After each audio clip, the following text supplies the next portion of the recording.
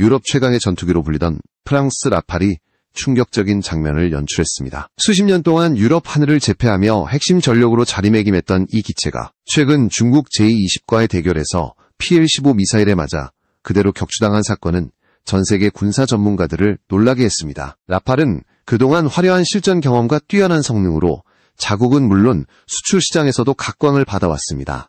하지만 이번 사건은 유럽산 전투기의 신뢰성에 근본적인 의문을 던진 계기가 되었습니다. 라팔은 마하 1.8의 속도로 비행하며 핵무기에서 순항미사일까지 장착할 수 있는 다목적 전투기입니다. 한 대 가격만 해도 약 300억 원에 달하며 이는 최신형 스텔스기 F-35와 맞먹는 수준입니다. 고성능 항전 장비와 강력한 무장 탑재 능력, 그리고 실전에서의 다수의 전과로 인해 프랑스의 자존심이라 불려왔습니다. 그럼에도 불구하고 중국제 미사일에 의해 쉽게 격추되었다는 점은 충격적일 수밖에 없습니다. 단순히 조종사의 실수였다고 치부하기에는 결과가 너무나 뚜렷했고 이 사건은 현대전의 양상을 다시금 생각하게 만들었습니다. 바로 이 지점에서 한국의 KF-21 보라매가 조명을 받기 시작했습니다. 아직 개발 초기 단계에 있는 이 전투기가 왜 갑자기 라팔과 비교되는 것일까요? 표면적으로는 두 기체 모두 4.5세대 전투기로 분류되며 성능 면에서 유사한 부분이 많아 보입니다. 그러나 세부적으로 들어가면 KF-21은 라팔과 본질적으로 다른 점이 존재합니다. 최신 AESA 레이더, 전자전 대응 능력, 스텔스 설계 등 현대전에서 필요한 요소들을 고려해 설계된 KF-21, 은시대의 흐름을 반영한 기체라 할 수 있습니다. 반대로 라팔은 2001년에 개발된 기체로 당시에는 최첨단이었지만 20여 년이 지난 지금의 전장 환경에서는 한계가 드러날 수밖에 없습니다. 실전 경험이 많다는 장점도 있지만 이번 격추 사건으로 인해 실전 생존성에서 의문이 제기된 것입니다. 결국 지금의 라팔과 갓 등장한 KF-21을 비교한다는 것은 단순한 성능 대결을 넘어 세대 교체의 신호로도 읽힐 수 있습니다. 한국이 만들어낸 새로운 전투기가 프랑스의 상징과도 같은 라팔을 위협하는 순간이 도래한 것입니다. 라팔은 프랑스가 자국의 항공기술력을 총결집해 만든 상징적인 전투기입니다. 냉전 이후 유럽의 안보 구도가 변화하던 시기에 개발된 라팔은 단순한 공중전 기체가 아니라 다목적 전투기로서 육해공 어디서든 작전을 수행할 수 있도록 설계되었습니다. 공군형과 해군형이 동시에 존재하며 항공모함에서 이착륙할 수 있는 능력까지 갖춘 몇 안 되는 서방 전투기라는 점은 프랑스의 자부심을 대변합니다. 실제로 라팔은 지난 수십 년간 다양한 전장에서 활약해왔습니다. 리비아 공습작전에서는 정밀 폭격으로 국제사회의 주목을 받았고 시리아 내전과 말리에서의 대테러 작전에서도 중요한 역할을 수행했습니다. 이처럼 실전 경험이 풍부하다는 점은 라팔이 단순한 카탈로그 스펙에 머무르지 않고 실제 전장에서 검증된 무기 체계임을 보여줍니다. 이는 라팔을 구매한 여러 국가들이 안도감을 갖는 이유이기도 합니다. 라팔은 프랑스 자체 개발 엔진인 스네크마 M88을 탑재해 안정적인 출력과 높은 기동성을 자랑합니다. 또한 다양한 무장을 동시에 장착할 수 있는 융통성이 있어 공대공, 공대지, 공대함 임무를 모두 소화할 수 있습니다. 미티어 공대공 미사일, 스칼프 순항 미사일, 엑조스 대함 미사일까지 라팔은 그야말로 무기 플랫폼이라 불려도 손색이 없습니다. 이러한 다목적 능력은 중동 국가들, 인도, 그리스, 카타르 등이 라팔을 선택한 중요한 이유였습니다. 특히 라팔은 전자전 능력에서도 높은 평가를 받아왔습니다. 스펙트라의 스펙타레이 전자전 시스템은 적의 레이더 탐지를 회피하고 미사일 위협을 교란하는 데 탁월한 성능을 보여주었습니다. 덕분에 라팔은 4세대 전투기 중에서 도 살아남는 기체라는 평가를 받아왔습니다. 그러나 이번에 중국 제-20과의 충돌에서 PL-15 미사일에 피격된 사건은 그간 쌓아온 신뢰의 균열을 만들었고 라팔이 여전히 최전선에서 살아남을 수 있는가에 대한 의문을 제기하게 된 것입니다. 결국 라팔은 지금까지는 실전 경험과 다목적 능력, 그리고 프랑스의 독자 기술력으로 명성을 쌓아왔지만 새로운 세대의 위협 앞에서 그 위상이 흔들리고 있습니다. 바로 이런 배경에서 한국의 KF-21이 라팔과 비교되는 것은 결코 우연이 아닙니다. 과거와 현재가 충돌하며 새로운 세대의 도전이 시작되는 시점이기 때문입니다. 한국의 KF-21 보라매는 단순한 전투기 개발 프로젝트를 넘어 국가적 자존심과 미래방위 산업의 상징으로 자리 잡고 있습니다. 2021년 첫 공개 이후 한국은 독자 기술로 4.5세대 전투기를 설계하고 제작하는 능력을 입증하며 전 세계의 이목을 집중시켰습니다. KF-21은 F-16을 대체하는 차세대 전투기로 개발되었지만 실제 성능은 라팔이나 타이푼과 같은 유럽 주력 전투기들을 넘어서는 것을 목표로 하고 있습니다. 무엇보다도 KF-21은 최신 AESA 레이더를 탑재했습니다. 이는 기계식 레이더를 사용하던 과거 전투기들과는 차원이 다른 능력을 제공하며 동시에 다수의 목표물을 탐지하고 추적할 수 있을 뿐 아니라 전자전 기능까지 강화된 최첨단 시스템입니다. 라팔 역시 레이더 성능이 뛰어나지만 KF-21은 최신 세대의 기술을 반영해 더 민첩하고 강력한 탐지 능력을 보유하고 있다는 점에서 큰 차별성을 보여줍니다. KF-21은 또한 스텔스 성능을 고려한 설계를 채택했습니다. 완전한 스텔스기인 F-35에는 미치지 못하더라도 외형부터 레이더 반사 단면적을 최소화하는 디자인과 함께 첨단 코팅 기술을 적용해 기존 4세대 전투기와는 확연히 다른 수준의 생존성을 확보했습니다. 라팔이 개발 당시에는 스텔스에 크게 중점을 두지 않았던 것과 비교하면 KF-21은 현대전 환경에 최적화된 기체라 할 수 있습니다. 무장 능력에서도 KF-21은 다양한 공대공 미사일과 공대지 무기를 장착할 수 있으며 앞으로는 한국이 독자 개발 중인 장거리 공대공 미사일도 탑재할 예정입니다. 이는 단순히 해외 무기에 의존하는 수준을 넘어 자국 무기 체계와의 호환성을 극대화하는 전략적 선택이라 볼 수 있습니다. 반면 라팔은 프랑스와 유럽산 무기 체계에 강하게 묶여 있어 사용 국가가 특정 무기에 의존할 수밖에 없는 제약이 존재합니다. KF-21의 또 다른 강점은 가격 경쟁력입니다. F-35와 비교했을 때 상대적으로 저렴하면서도 동급 혹은 그 이상의 성능을 제공한다는 점에서 해외 시장에서도 주목받고 있습니다. 라팔이 고가의 전투기로 알려진 것과 달리 KF-21은 비용 대비 성능에서 탁월하다는 평가가 나오고 있는 것입니다. 게다가 한국은 이미 세계적인 방산 수출국으로 성장해왔으며 K9 자주포와 FA-50 전투기 수출 성공 사례가 KF-21 수출에도 긍정적인 영향을 미칠 가능성이 큽니다. 결국 KF-21은 단순한 신형 전투기가 아니라 한국이 축적해온 기술력과 글로벌 방산시장 진출 전략이 응집된 결과물입니다. 아직 실전 경험은 없지만 설계 단계에서부터 최신 전장의 요구를 반영한 KF-21은 라팔과의 비교해서 결코 밀리지 않으며 오히려 미래를 대비한 전투기라는 점에서 우위를 점하고 있다는 평가가 이어지고 있습니다.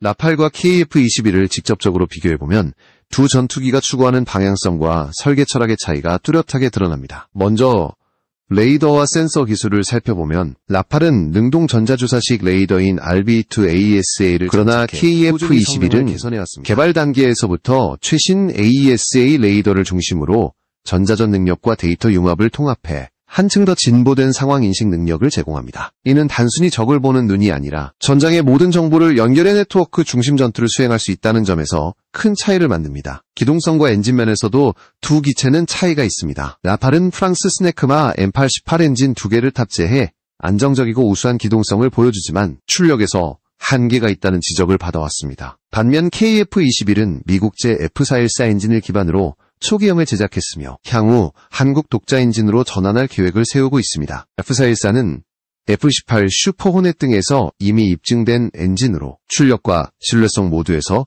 우위를 보여줍니다. KF-21이 장차 자체 엔진 개발에 성공한다면 이는 단순한 전투기를 넘어 항공산업 자립을 상징하는 성과가 될 것입니다. 무장 운용 능력에서도 비교가 가능합니다. 라팔은 미티어, 마이카 같은 유럽산 공대공 미사일과 스칼프 순항 미사일, 백조세대함 미사일 등 다양한 무장을 탑재할 수 있어 멀티롤 전투기의 진면목을 보여줍니다. KF-21 역시 AIM-120, AIM-9X와 같은 미국산 미사일을 기본으로 장차 한국형 장거리, 공대공 미사일 및 정밀 유도폭탄을 장착해 운용 범위를 확대할 예정입니다. 아직 실전 경험은 부족하지만 무장 통합과 호환성 면에서는 KF-21이 점차 더 넓은 선택지를 제공할 수 있다는 점에서 미래 잠재력이 큽니다. 스텔스 성능은 두 기체의 뚜렷한 차별점입니다. 라팔은 부분적인 RCS 감소 설계와 전자전 시스템으로 생존성을 확보했지만 완전한 스텔스 설계를 기반으로 만들어진 것은 아닙니다. 반면 KF-21은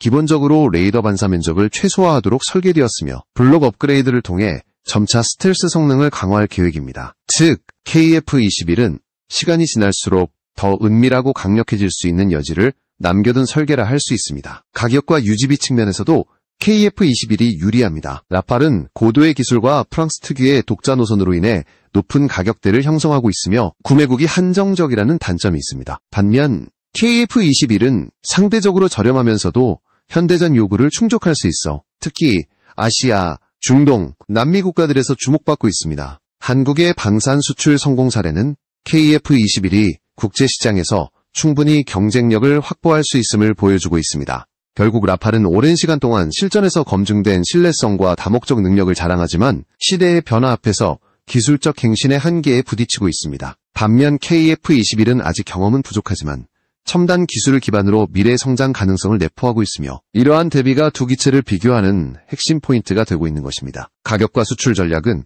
두 전투기의 운명을 가르는 중요한 요소입니다. 라팔은 오랫동안 비싼 전투기라는 이미지를 가지고 있었습니다. 한 대 가격이 1,000억 원을 훌쩍 넘으며 유지비용 또한 상당하기 때문에 구매를 결정한 국가들은 그만큼 정치적 군사적 의미를 고려해야 했습니다. 인도, 카타르, 이집트, 그리스 등이 라팔을 도입한 배경에는 단순한 군사적 필요뿐 아니라 프랑스와의 외교적 관계 강화가 중요한 동기로 작용했습니다. 결국 라팔은 전투기이자 외교적 카드로 사용되어 온 셈입니다. 반면 한국의 KF-21은 출발점부터 가격 대비 성능을 최대화하는 전략을 내세우고 있습니다. F-35와 비교했을 때 절반 수준의 비용으로 비슷한 성능을 제공한다는 점은 예산이 제한적인 국가들에게 매력적인 대안이 될 수 있습니다. 이미 한국은 FA-50 경공격기와 K9 자주포 등으로 세계 방산시장에서 확실한 입지를 다졌습니다. 이러한 성공 사례는 KF-21에도 긍정적인 영향을 미칠 것이며 특히 동남아시아나 남미, 중동 국가들이 KF-21에 관심을 보일 가능성이 큽니다. 또한 훈련과 조종사 양성 체계에서도 두 나라의 차이가 드러납니다. 프랑스는 오랜 항공전통을 기반으로 한 정예 조종사들을 양성해왔지만 규모 면에서는 제한적입니다. 반대로 한국은 세계 최고 수준의 비행훈련 시스템과 함께 KF-21을 통해 다수의 조종사를 효과적으로 양성할 수 있는 체계를 마련하고 있습니다. 이는 단순히 기체만 판매하는 것이 아니라 패키지 형태로 훈련과 유지 보수까지 지원할 수 있음을 의미합니다. 결과적으로 KF-21은 단기간 내 전력화를 원하는 국가들에게 큰 장점으로 작용할 수 있습니다. 유지비와 정비 편의성도 비교 포인트입니다. 라팔은 첨단 기체인 만큼 정비가 까다롭고 부품 공급망이 프랑스에 집중되어 있어 구매국이 장기간 운용하는 데 부담이 될 수 있습니다. 반면 KF-21은 한국 내 방산업체들의 참여로 부품 조달과 정비 체계가 상대적으로 유연하게 설계되어 있습니다. 게다가 한국은 수출형 모델을 염두에 두고 초기부터 개발을 진행했기 때문에 해외 고객의 요구를 반영한 맞춤형 지원이 가능하다는 강점이 있습니다. 결국 라팔은 프랑스가 만든 완성형 전투기라는 강점과 함께 외교적 무기로서의 역할을 이어가고 있지만 높은 비용과 유지비는 한계로 작용합니다. 반대로 KF-21 은합리적인 가격에 최신 기술을 담은 새로운 전투기라는 이미지로 글로벌 시장에서 주목받고 있으며 이는 앞으로 두 기체의 수출 성적표에서 극명한 차이를 만들어낼 가능성이 큽니다. 라팔과 KF-21의 비교는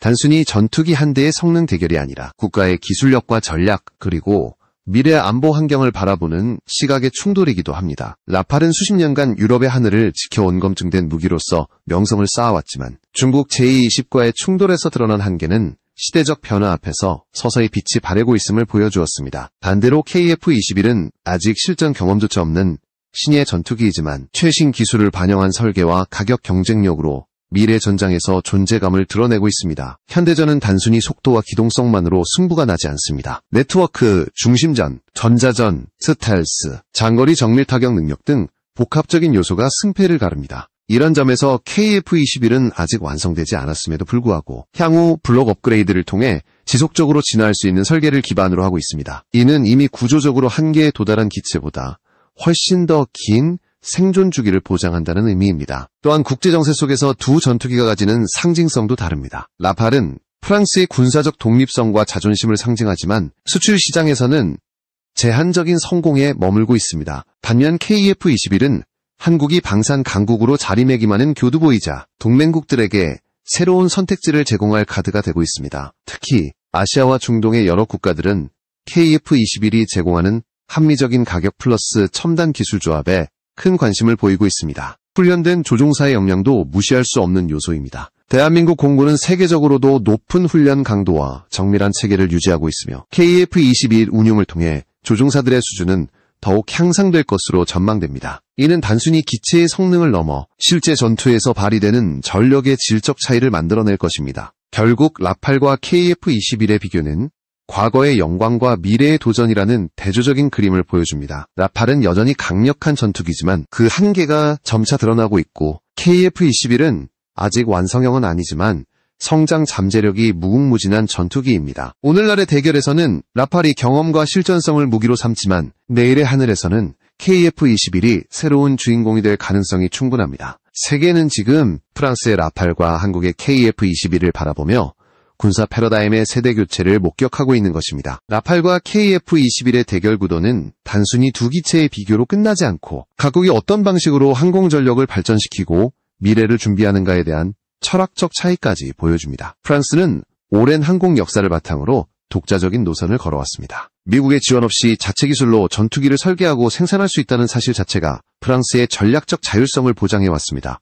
하지만 이 독립성은 동시에 고비용 구조를 만들어냈고 그 결과 라팔은 성능 대비 지나치게 비싸다는 평가를 받아왔습니다. 반대로 한국은 동맹국과의 협력을 통해 기술을 흡수하고 이를 바탕으로 점진적인 독자화에 나서는 전략을 취했습니다. KF-21은 그 결정체라 할 수 있습니다. 미국의 기술 협력과 한국 자체 기술이 결합된 KF-21 은합리적인 비용으로 최첨단 성능을 구현한다는 방향성을 분명히 하고 있습니다. 또한 두 전투기의 차이는 국제정치 무대에서도 뚜렷하게 드러납니다. 라팔은 수출 계약 하나가 곧 프랑스의 외교적 영향력 확대와 직결되었습니다. 인도가 라팔을 도입한 것은 단순히 군사적 판단이 아니라 프랑스와의 전략적 파트너십을 강화하기 위한 행위였습니다. 그러나 이러한 접근은 구매국 입장에서 장기간 유지비 부담과 부품 조달 문제를 동반할 수밖에 없습니다. 반면 KF-21은 한국이 최근 방산 수출에서 보여준 유연한 협상력과 맞춤형 지원 정책을 기반으로 구매국의 요구에 더 민첩하게 대응할 수 있는 구조를 갖추고 있습니다. 이는 글로벌 시장에서 경쟁력이 될 수 있는 중요한 포인트입니다. 훈련과 운영 효율성 측면에서도 KF-21은 강점을 지닙니다. 한국은 이미 세계 최고 수준의 시뮬레이션 기술과 전투훈련 프로그램을 갖추고 있습니다. T-50 고등훈련기와 FA-50 경전투기를 통해 다수의 조종사를 양성하고 수출해온 경험은 KF-21 운영에 그대로 이어질 수 있습니다. 반대로 라팔은 뛰어난 조종사들을 배출했지만 규모의 경제 측면에서는 한계가 있습니다. 소수 정예를 중심으로 한 운영은 장점이자 동시에 약점이 될 수 있습니다. 현대전은 다수의 기체와 조종사를 단기간에 전력화할 수 있는 능력이 중요하기 때문입니다. 무엇보다 주목할 점은 두 전투기가 보여주는 미래 성장성의 차이입니다. 라팔은 앞으로 몇 차례의 개량을 거칠 수 있겠지만 근본적으로 2000년대 초반 설계에 기반하고 있습니다. 반대로 KF-21은 개발 초기 단계에서부터 블록 업그레이드 계획을 명확히 설정해 두었습니다. 블록 1은 공대공 중심, 블록 2는 공대지, 공대함 기능 강화, 블록 3에서는 스텔스 성능을 대폭 보강하는 등 단계별 발전 전략이 이미 준비되어 있습니다. 이는 시간이 지날수록 KF-21이 더 강력해지고 그 과정에서 운용국은 최신 기술을 지속적으로 받아들일 수 있다는 장점을 얻게 됩니다. 라팔과 KF-21을 비교하는 것은 결국 세대 교체의 흐름을 읽는 작업입니다. 과거에는 실전 경험과 강력한 무장이 전투기의 가치를 결정했습니다. 그러나 21세기 전장은 정보, 네트워크, 스텔스, 전자전 능력 같은 복합 요소가 승패를 가르는 시대가 되었습니다. 이 새로운 시대의 라팔은 여전히 강력하지만 과거의 틀에 묶여있는 반면 KF-21은 미래를 향해 진화할 수 있는 열린 플랫폼이라는 점에서 희망을 보여줍니다. 한국은 KF-21을 통해 단순히 전투기를 개발한 것이 아니라 글로벌 방산 시장의 주도권을 노리는 야심을 드러낸 것입니다. 마지막으로 이 비교는 한 가지 중요한 메시지를 남깁니다. 전투기는 단순히 비행기가 아니라 국가의 기술력, 산업 역량, 그리고 국제적 영향력을 상징합니다. 라팔은 프랑스의 자존심이고 KF-21은 한국의 미래를 향한 도전입니다. 두 기체의 대결은 단순한 성능 비교가 아니라 어떤 나라가 미래 전장을 더 잘 준비하고 있는가라는 질문에 대한 답을 찾는 과정입니다. 그리고 지금 세계는 그 답을 한국의 KF-21에서 찾기 시작하고 있습니다.